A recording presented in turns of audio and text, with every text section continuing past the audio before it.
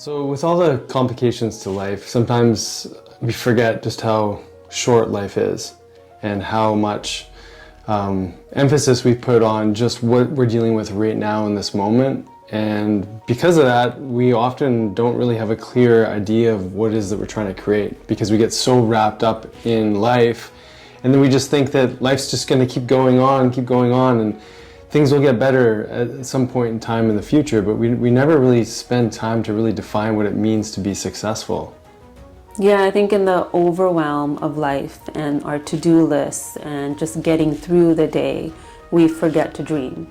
And in order for us to manifest our dreams, we sometimes don't realize that we actually need to sit down and speak those dreams so that we can bring them into reality. But they might be just swimming in our minds, and the desire is there, but we feel victim to our days and our overwhelm, so it's hard to even know what that could look like. Yeah, so even speaking of the hormonal system, if we're constantly in that fight or flight, that state of stress, it's really hard to dream. We're really just in this moment. And so it's an interesting dance between being present and also having a clear definition of what success means for you and how to actually move towards a goal. Because if we are constantly in that fight or flight and putting out fires, it's really hard to move towards a goal.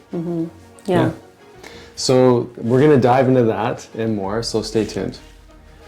So as parents, we have clear ideas around what it is that we want for our kids, right? But it's not like we've sat down and wrote out, okay, Kyan's going to be this, he's going to live here, he's going to get married at this age. You know, we have sort of a rough idea about what we want our kids' future to look like, right? But we never really sit down and plan it. And why would we? Because it's their future.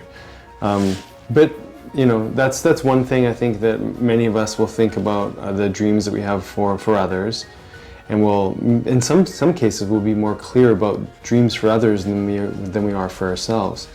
And so I wanted to just open a dialogue around, you know, defining success and getting clarity around, you know, all the different areas in our life that we're probably just moving through without really thinking about them a whole lot, because we're on autopilot. And maybe we haven't really defined what success means in a relationship, or what successful health means, or what successful parenting means. So let's sort of dive into a discussion around this and why we just become complacent and just hope that things will probably get better in the future. Yeah, I think a lot of that, it's funny that you brought up, you know, as our dreams for the kids. Yeah. And I think that is what starts to shape our definition of success is our parents, in what their expectations are and how we get validated through our young years, and then we start to see through their eyes what success is, whether it's a certain type of house or car or job or relationship, whatever that might be.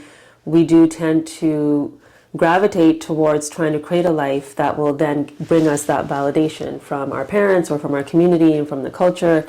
And so we never really sit down and wonder, what does success mean to me? Because it can look completely different than what the picture looked like for us growing up. But I think it's such an important place to start, because often, you know, especially in our younger years, we're really, and probably still now to some degree, like I still want my parents to be proud of me. But we define our success based on what others are telling us success is. And so because we don't really even question it, we might set up little goals for ourselves here and there, but we're not really breaking down the entire structure of why we think the way that we do. And I think that's really important, you know, and so I'm glad that you found resonance there, because if you were to live your life for your parents solely, how different do you think your life would be now versus the expectation? Oh, you know the answer to this. I'm not even fishing from a relationship point of view, but I just mean, like, all the decisions that we make are really sort of consciously or unconsciously reflected against the backdrop of that success that's been given to us, or the definition of success that's been given to us by our parents. And sometimes it's not even direct conversation. No. I know, just listening to them speak to their friends or other individuals or with each other, I would pick up on different clues of, like, oh, being a doctor means successful. Oh, a lawyer. That's what's necessary. And you start to tune into what they're saying to one another. There was no pressure on me to become a doctor directly, Right. but I picked that up from them that, oh, if I became that, then that would make them happy. And maybe that is what success will look like, because in their minds, especially as immigrant parents, they want to give their children everything, especially, I mean, in my family, it was all about education. And so education was always important. And the idea behind that was that if you have this education, that's something no one can take away from you. And from that, you'll have financial freedom and this, that, and that's success. And And yes, that's a really beautiful principle, though. it is. Right? Yeah. And it can, I think, pigeonhole you into just thinking from that left brain and just thinking about, okay, what's the next course I'm going to do? What's the next class I'm going to do? What's the next degree that I'm going to get to finally one day maybe get to what success feels like? Because you can keep completing it, and then all of a sudden internally you're still not feeling like you've accomplished anything because you haven't given yourself that time to recognize like your other dreams. Like if I could go back, like I probably would have wanted to be a dance choreographer instead of a doctor. But then when my brain would show up, well, how are you going to make a living out of that? Or how will you get your financial freedom? Because I was very clear I wanted to work to have financial freedom, and that's a whole other story. But I think it's so important to, reassess, like, okay, these decisions I've been making my whole life, where did they actually come from? So, again, if you fully lived out without just sort of closing off the idea of your own definition of success and lived out that life that you suspected was the one that you were supposed to live, where do you think that would take you? Because I think a lot of people might still be on that train, right? Well, for me, I was lucky enough to start questioning that, especially in my 20s. And I will say, being in the training that we were in, naturopathic school, it forced us to look internal a little bit more, and working with patients. And at that time, seeing women in their 40s and 50s questioning everything, leaving their husbands and being depressed and getting diagnosed with all these diseases, I then took a step back and was like, whoa, okay, am I actually doing what I want to do, or am I living for other people? And that's what kind of changed the trajectory of my life. But I know many people still stay on that train because nothing big has happened. There hasn't been something outrageous enough to stop them in their tracks. So they keep playing the same scenario over and over again, still on that hamster wheel, but knowing internally there's something wrong. Because maybe you're tired all the time, or maybe you're just not motivated for life, or maybe you're arguing all the time with your partner, or just not feeling motivated to follow whatever your passion might be, because you can't even uncover that because you're in that survival state. And so I think when you're on that wheel, it's hard to know what something different could even feel like. Yeah, it's so helpful, I think, especially just given our training. There was a lot of introspection. We had a lot of courses that encouraged self-reflection and to dive into some of the belief systems that we've had, and then how to help other people in that. But it's often in life that life mirrors to us the things that maybe we want or don't want. And so we're often looking to other people as a way to gauge success as well. And so, we clumsily find our way along a path that hopefully steers us towards some version of our most full potential. And, so there's a little bit of sorrow, though, like you have to grieve not being a professional dancer, right? Never said professional, Well, said choreographer. I mean, you're an amazing dancer. I mean, it's unbelievable. I love watching you dance. It's incredible. So where that could have gone, I mean, potentially, it could have gone somewhere. Right. But how much fear would there have been if you decided to follow that path? Right. I mean, you're up against so many different variables, right? And not just the external, but my own internal, because it wasn't defined enough in me what success is. Like, what does a successful life actually look like? Is it waking up every morning and feeling good about yourself and looking forward to what the day brings, or is it making sure I hit that goal of getting that house at this age, having this amount of money for this vacation, da da da da da, like is it all of that? And maybe it's a bit of both, but not recognizing that my everyday decisions are going to help either bring that closer to me, what it is that I really want, or make it go even further. And then I'm going to be left searching for that most of my life. And we don't all often know that that's what we're lacking or searching for. Yeah. And I mean, we grew up in a different time, technically, because we weren't really exposed to social media and whatnot growing up. It really only came, I think, probably at some point after we opened our business and a few years after that, where social media just really blew up. So just imagine, going back to us as parents and taking a look at our kids and seeing what they're exposed to, because they're exposed to opportunity all over the place. And I think definition of success, like even going through school, like there's people that are just killing it doing like maybe dancing on TikTok.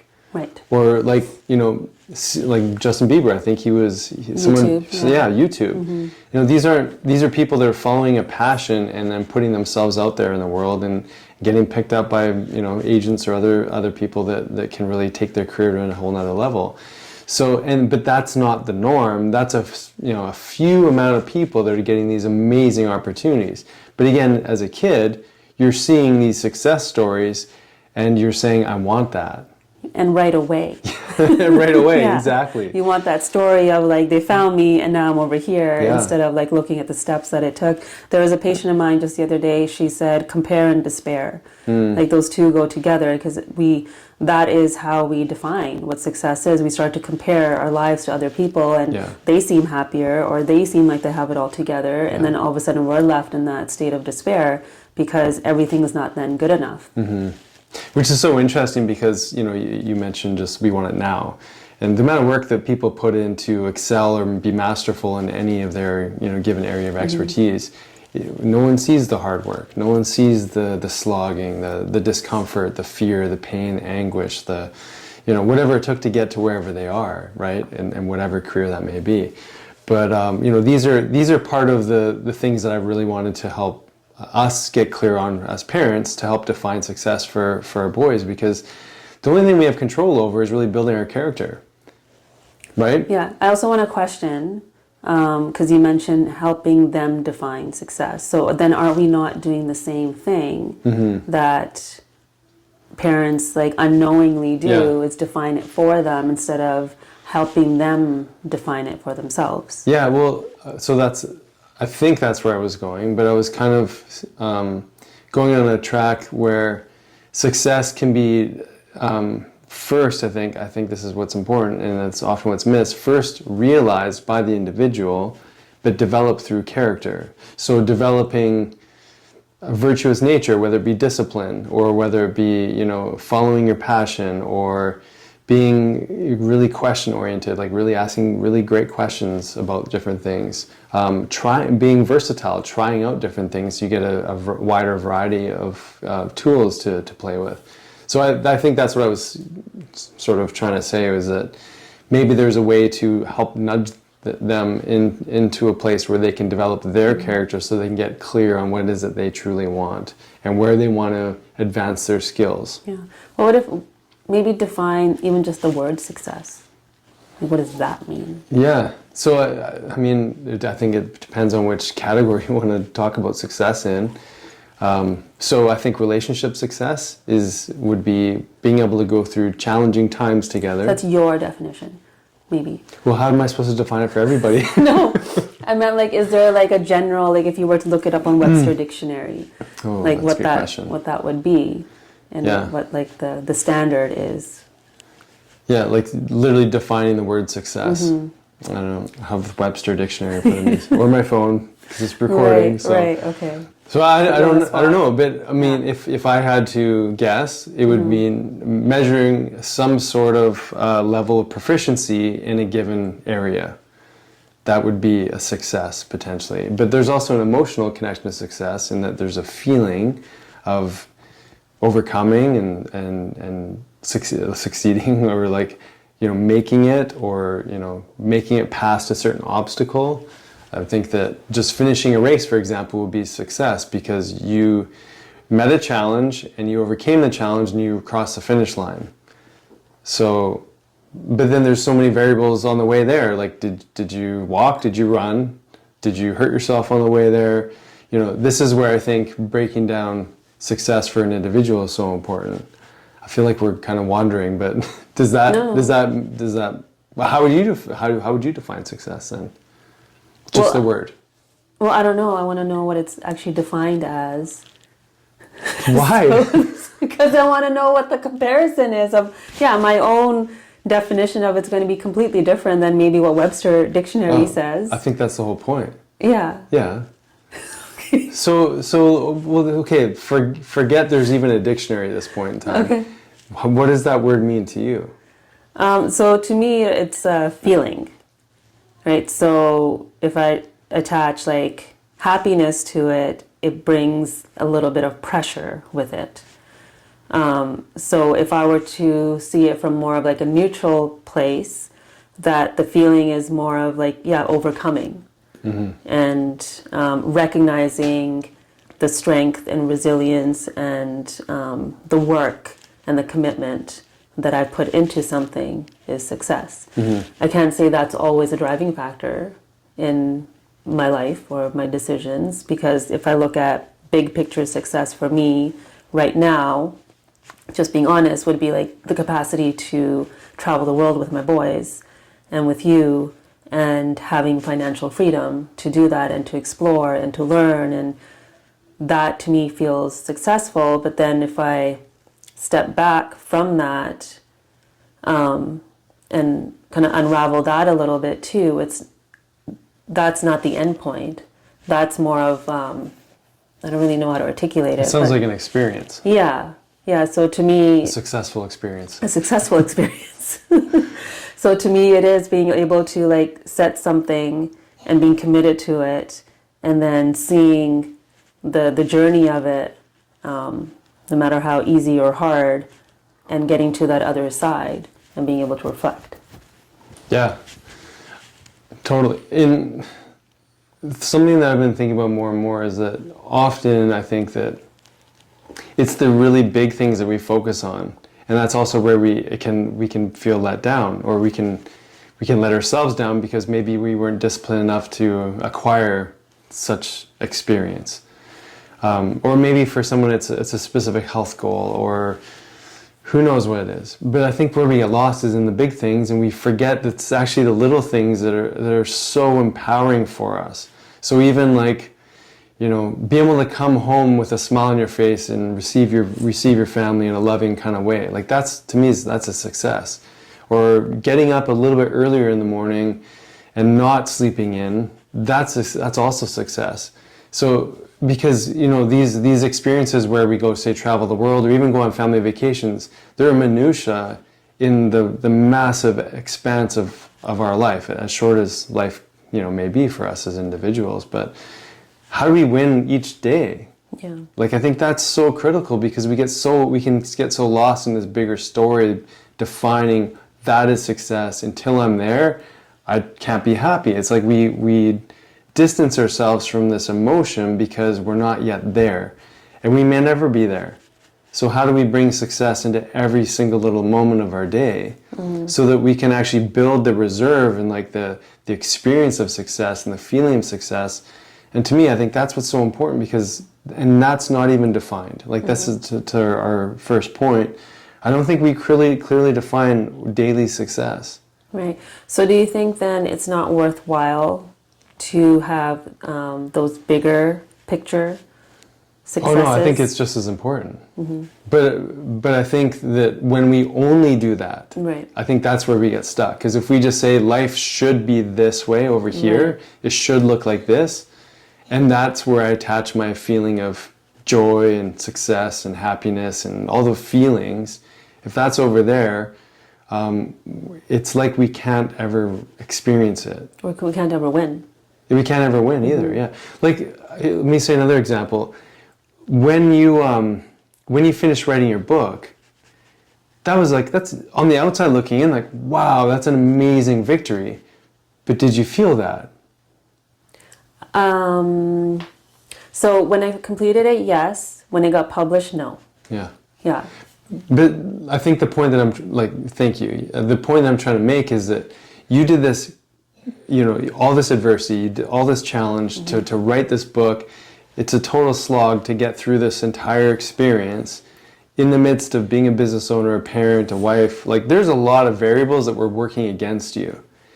One would think, outside looking in, like, victory, amazing, you wrote this book.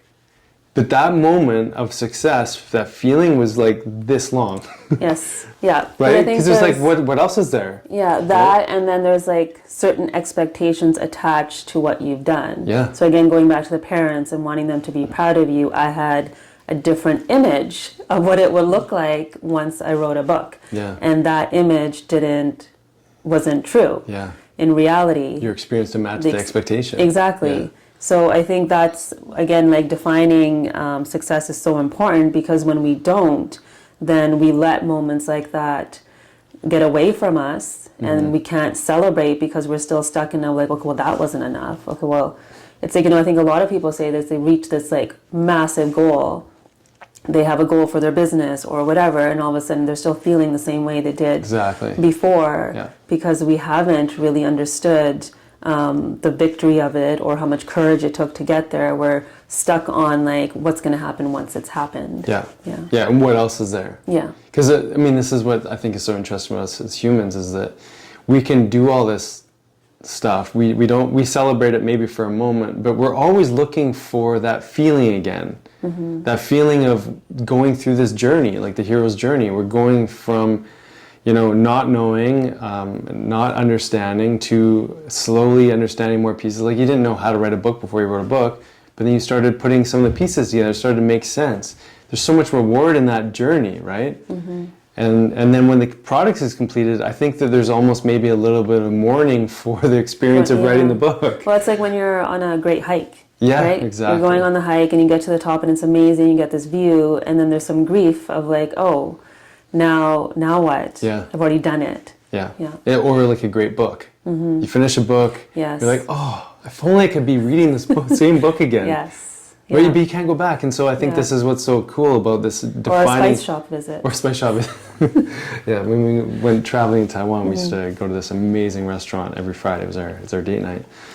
But I think, you know, if we were to reflect on that, if we could appreciate that as humans, we need to go through challenging, adversarial type moments to build our character so that we can experience success in many different avenues. But then, so my question to you is, does everything have to be hard? Well, I think that might be yes and no. I think that some things, let's say getting up early in the morning, for example.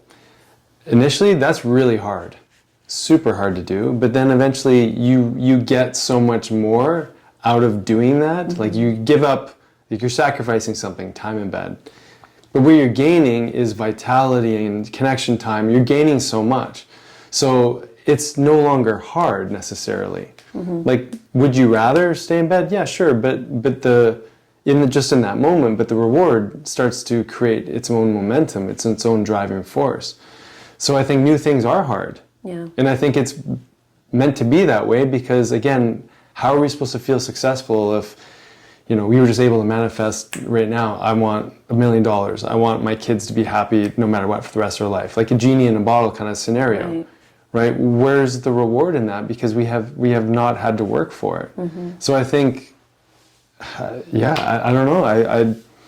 I think initially it's going to be hard, and that's part of it. And I think we're afraid of the word hard. Yeah. And I think another shift is like shifting from extrinsic motivation to intrinsic. Exactly. Is what happens when you've gone through that kind of a journey and you start to realize that there is so much strength here, and that's where you can pull from, that you don't have to pull from the outside world and the encouragement or the validation or the acceptance from out there, but it's really from here. Yeah. And then no matter what you're doing, it becomes a success. Yeah.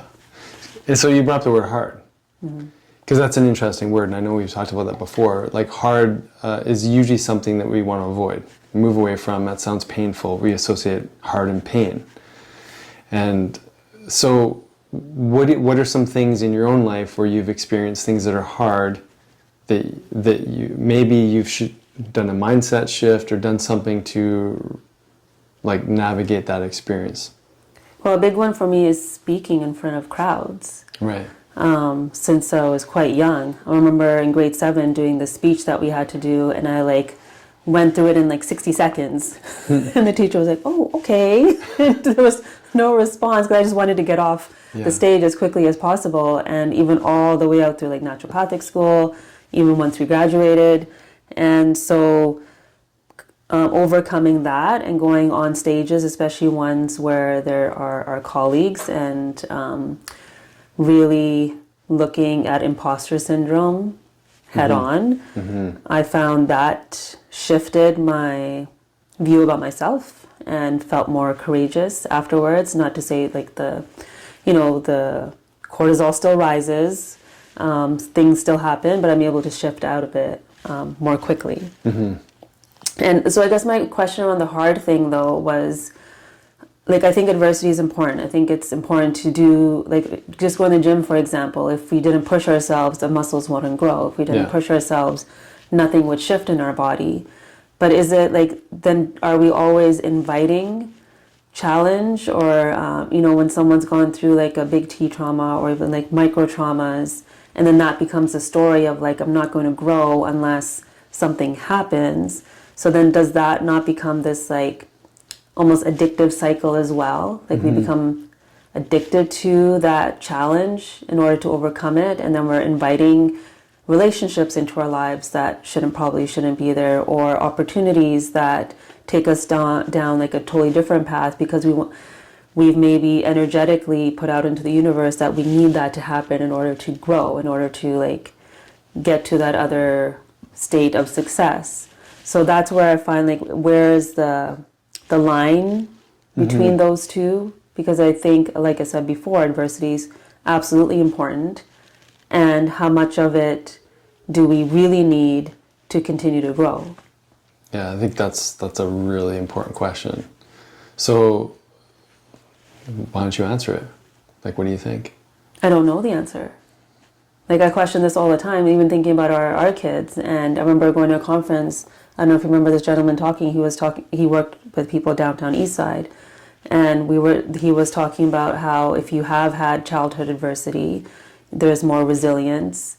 You are going to pause and look at things in a different way. And if you haven't, and all of a sudden you're a teen, or in later years you come up against a challenge, now all of a sudden anxiety is there, depression is there, or your inability to handle that situation, it can floor you and not know what to do with it. So again, yes, adversity is important, but like, do we need to have pain? So I guess what I'm coming to is like, the pain is there, but the suffering is still optional. Very wise. Yeah, because pain is in everything.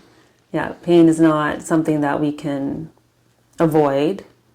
And just going to the gym example, like sometimes that's painful, like knowing every Thursday morning we go see our friend. And I know pain is coming, but the reward after is amazing, but I don't suffer in the pain because afterwards I do a sauna or do other things to help support myself to overcome it. Yeah, so let's ask the question to right back at you from a different perspective. What do you feel flows in your life with ease? Because that's sort of like the balance between suffering, pain, adversity, and flow and ease, right? And so things just pop into my life. Nothing. So when do we get that? Or is that a belief structure that we've wanted to buy into? Because this is something I've been thinking about a lot with, like, hedge your bets, just hope for the best, be optimistic, everything's going to work out. And I think that defining that, again, getting back to the core message, defining that's super important, because sometimes when we step into flow, we think ease and there's no pain here, we just receive. Yeah. But I don't know anything in the world where there doesn't have to be some sort of opposite and equal reaction. Like there has to be some effort applied in order for there to be receiving. It's like the butterfly example. Yeah. So, I think this is why it's such an interesting question, because I don't know of anything that just pops into your life without doing any work.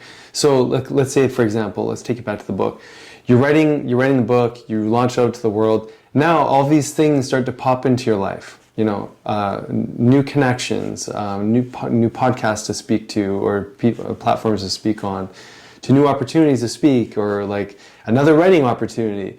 But that only came, like that state of flow came as a result of moving through something challenging and getting clear on defining something of success for you. And so in the cases, you decided to write a book, and then that opened up opportunity. So I think that, I don't know if you could just sit magically there, do nothing at all, and receive. There has to be action. There has to be some sort of implementation. And I know the movie The Secret, I think, confused a lot of people. Yeah. Because it was like, just manifest your reality, and and I'm all for that. And there has to be some form of action. It's like the Stoic philosophy is perception, action, and will. You have to decide how you're going to perceive a situation, and then you have to direct your action accordingly. And then, inshallah, God willing, everything will unfold the way that hopefully you want it to, and it may not. And so that's also okay, right? Yeah. Yeah, and I think that is where the confusion is, because if, people think about manifestation or setting those goals, but there's no action steps to actually get there, and if we're just sitting around waiting, then that creates frustration. Totally. And when we're not taking those daily steps, we're not going to feel successful, we're not going to feel purposeful, we're not going to feel that drive to keep going, because we're not getting that daily reinforcement within ourselves. Yeah, and that's why I think it's so important that we really figure out a way to own our day, to find the little wins, to, at the end of the day, or even the next day, look back and go, how did I do yesterday? Instead of, not from like a degenerative or like judgmental place, like, wow, you really screwed up yesterday, Nick. Like, that was terrible. It's more like, wow, that could have gone better. I recognize that I could have showed up a little bit better for you, for my kids, at work or whatever. I could have done a little bit better. I can do better today. And I think defining success for ourselves in each day is really important, and reflecting on that. Yeah. So that we can move towards those really big things that we do want to, these big experiences that we want to have, or these big life-changing moments that maybe do show up in this state of flow, but only as a result of us doing some sort of, practice or work or discipline. Yeah, I get patients to, instead of writing a to-do list in their day, to write a success list. Things that they actually know they're going to complete no matter what. Right. So just to kind of build that momentum of like, oh, I can do that, I can do that, I can do that, I have done that. Yeah. And to have like gratitude for being able to like commit to something that that was coming that day. And so I have found with that practice, a lot of women, then they don't need the success list anymore. Yeah. They're just looking at their day in a different way. Yeah, and things flow out of that. Like if we were to, like you and I did this little exercise, we were sort of talking about how we can manage debt and things like that. We defined what a structure could look like in order to reach our end goal. Well, had we not done that, we wouldn't have come up with a plan to actually tackle that. It could be a chronic pain for someone, where they actually go in and get testing done. They actually find out why am I inflamed, or what's that underlying mechanism, or recognizing you're tired all the time, you're gaining weight, and you actually go and look at your hormonal system. You're getting a definition for where you are now, and then there's an opportunity to make that better. How much suffering do we just choose to stay in because we're not actually getting a clear read on what's actually going on currently, so that we can move towards some sort of state of success, right? Yeah, so what I'm hearing is like success actually is finding the opportunity in all of it. So when there's some stuckness, or when there's pain, or when there's something that isn't working, taking that next action step and finding the opportunity in that can make us feel even just slightly successful about like moving in the right direction. Yeah. And I think, like, hormonally speaking and neurotransmitter speaking, every time you complete a little task, you get a little surge of dopamine, right? Like we were joked about this in a couple of podcasts ago, where we were trying to help, define a hack for wives or partners to get their husbands to do more around the house. Right. Start with the small things, like refill the toilet paper roll or take the garbage out. Like, these are like little wins that help you or help the family dynamic. But we can do that, we can play that same game with ourselves. You're like, hey, let's just get out of bed 10 minutes earlier. I'm going to push my meal window back a little bit more today. I'm going to, spend a little bit more time outside. I'm going to journal today. Even for I'm going to write down 2 sentences about And what being I'm grateful realistic for. about it too. Yeah, exactly. Yeah, instead of saying I'm going to tackle the whole house, everything's going to be totally list, great. yeah. Check, check. All the closets are going to be clean. Yeah. Maybe that one closet gets cleaned that week. Exactly. And just feeling that. And like I felt that with my closet. Oh, totally. I've been looking at it for months and months, and Yeah. then one day I said, okay, that's the only thing I'm going to be doing today. Yeah. And then I was able to shift it. Cool. So what are some of the hormonal things that show up for people? So we talked about dopamine, these little hits and surges of like, oh, I can do this. And it becomes this it's like there's no end in sight. There's this generation of dopamine that can get elicited because of we're providing our body, our life and our experience with good behavior that we're getting rewarded for. Yeah. And there's like a difference even in how much dopamine we get with certain actions, right? So if, like kids with video games are getting like little surges, sugar, little surges. But they require very little effort. Yeah, very little effort. But when you do things like, I think there was a study even showing cold showers, the dopamine surge is like huge and like longer standing. Yeah. So that motivation and that fuel that you feel in your brain stays for a lot longer when you're doing things where you feel like you've conquered something and you feel successful. So we don't get those crashes of like dopamine up and down. And then what happens then, that transforms into oxytocin. Yeah. And then we feel very steady and we feel very connected to ourselves from that space of feeling victorious to connection. Yeah. And then let's talk about like adrenaline and epinephrine. This is where doing something new, I think, is so important. Doing something that is challenging, like cold shower, I think it's going to spike adrenaline and you're going to feel that surge, and that's going to facilitate more dopamine release. I find even for myself, now that I've been doing different kinds of exercise like handstands and headstands and cartwheels and all sorts of things, like I'm scared when I'm upside down because I feel like I'm going to fall. But that stimulates that surge of adrenaline, which helps with neurogenesis, helps the brain to develop and find the new blood flow to the brain too when you're upside down. Totally. But I find like there's things and so I've changed the way that I've even defined exercise. I want to be more fluid in my body, but I also want specific goals. I want to be able to do a handstand and hold it really easily. I want to be able to do like back flips and front flips and things like that. Not because I want to be in Cirque du Soleil or like anything like that. I mean, there's some incredible people out there that can absolutely manipulate their body in phenomenal ways. That's not my goal. My goal is to be able to move in my body and do these challenging things that I've always wanted to do. And that's moving me towards something. So I'm not just exercising because it's healthy.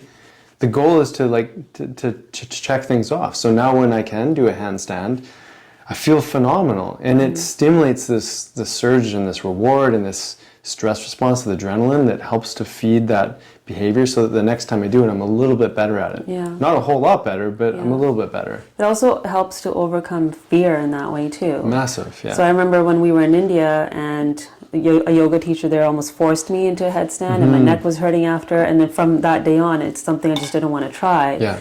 And then we had been going to Baja we've been there quite a few times, and I started going regularly to this one yoga teacher, trusted him, knew that it was safe, and he helped me get into a headstand. I had no idea I was doing it myself. Yeah. And I remember that feeling afterwards, that day, I was like, I can do anything. Yeah. Because I was able to conquer this. And then even our son the other day, like he has a huge fear of needles because of his first experience at a hospital.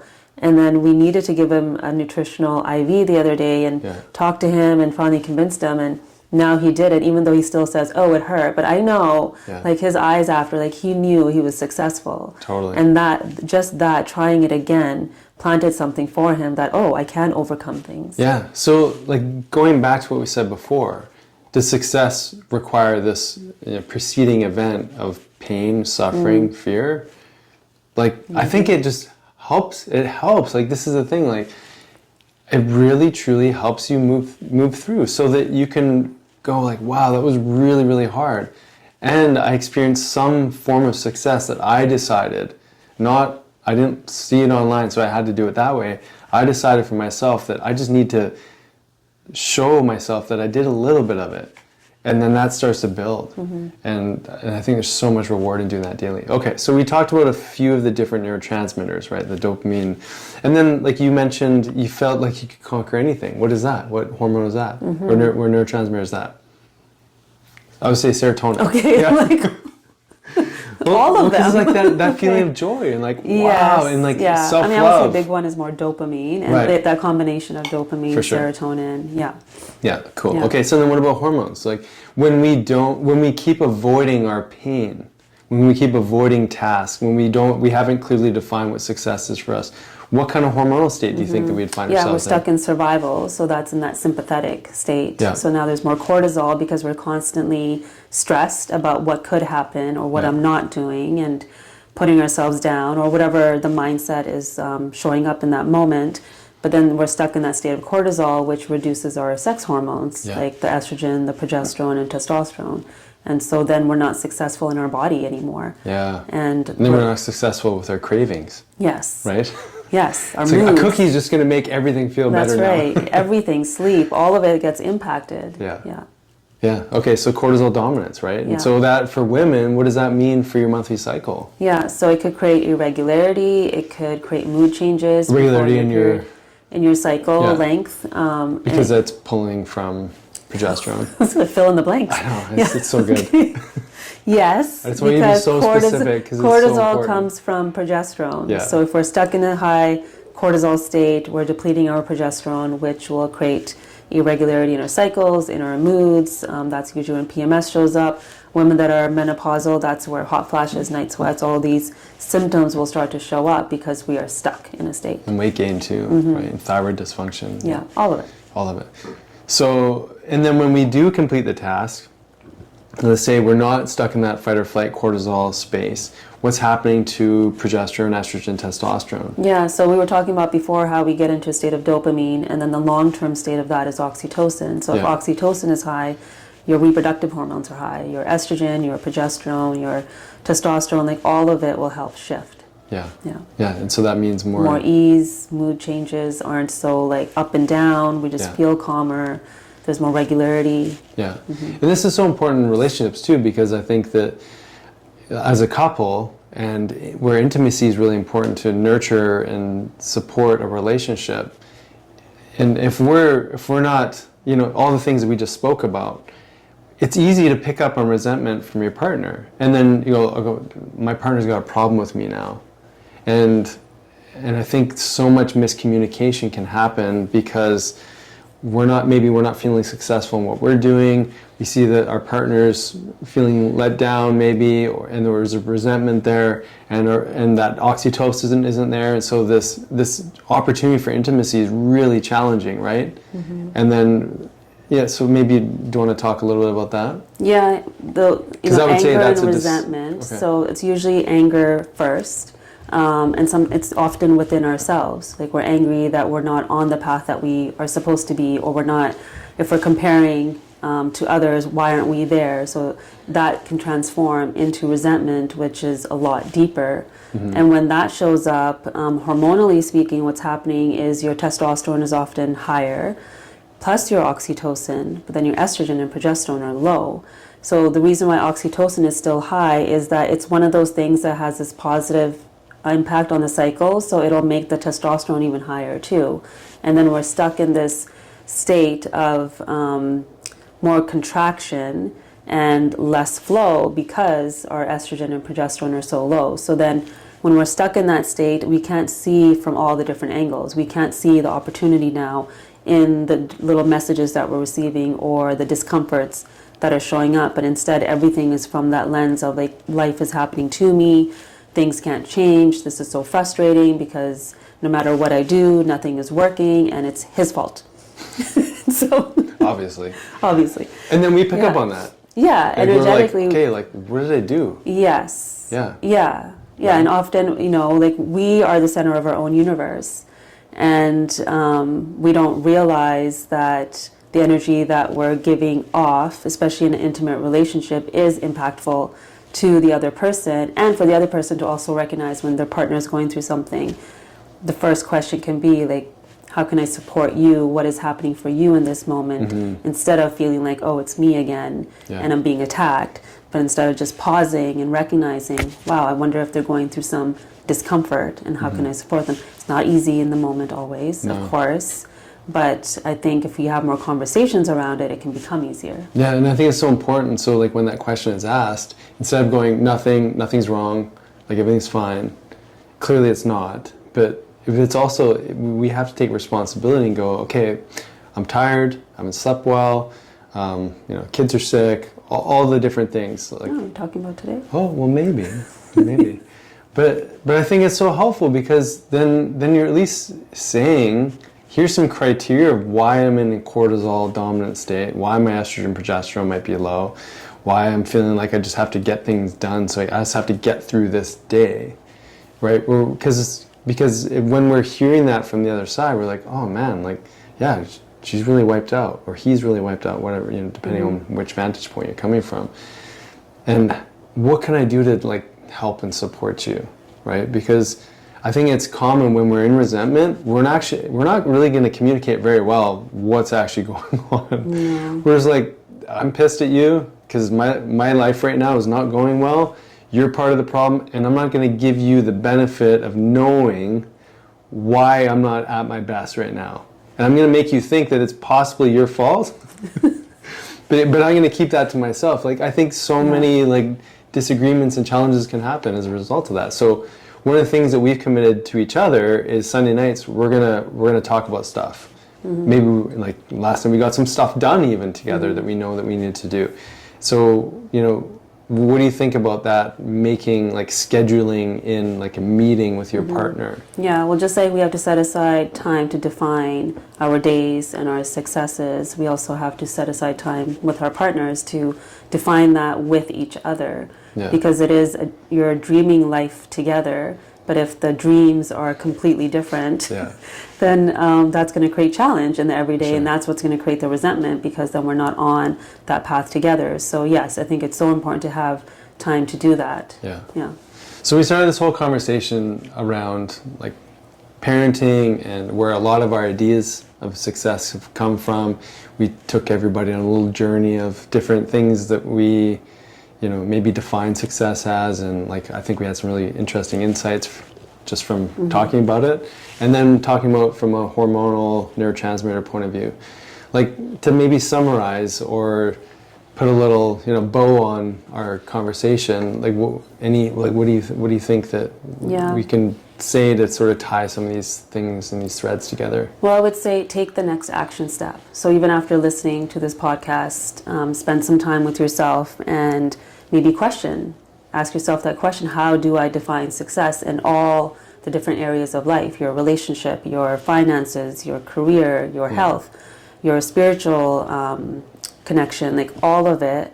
Define that or maybe write down how it's been defined, and ask yourself, like, does that actually resonate with me? And then try to redefine it, and then take that one little step to help maybe shift something or validate something, whatever you need to do. Yeah, I love that. And I think on a daily basis, we can kind of reflect on our own behavior of, where am I in just a paradigm of discomfort because I've let a definition of success dictate how I'm going to be in this moment, versus, oh, here's a repeating pattern in my life.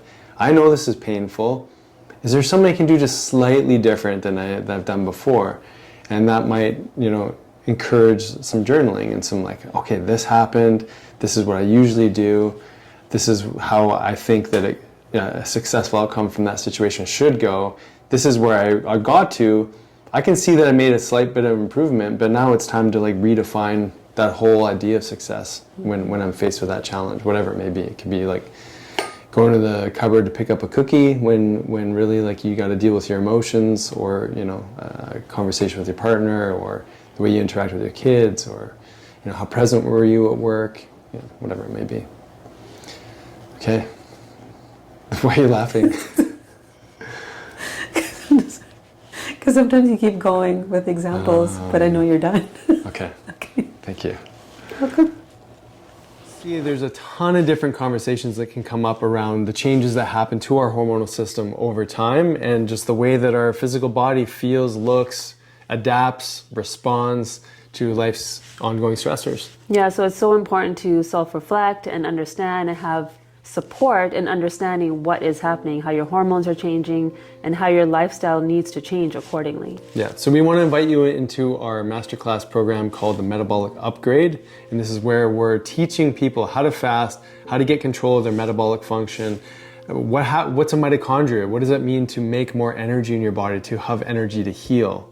Right? And especially that insulin resistance piece that we spoke about, and we really want to tap into that and understand like what is happening with my blood sugar levels and that weight gain around the abdominal area and all those things that we feel like we can't control. Yeah, so weight loss resistance doesn't have to be your reality. It doesn't have to be anyone's reality. When we start to really understand our hormonal system, what our body needs to do in order to metabolically become more flexible, this is a huge part of this journey. Yeah, so join us.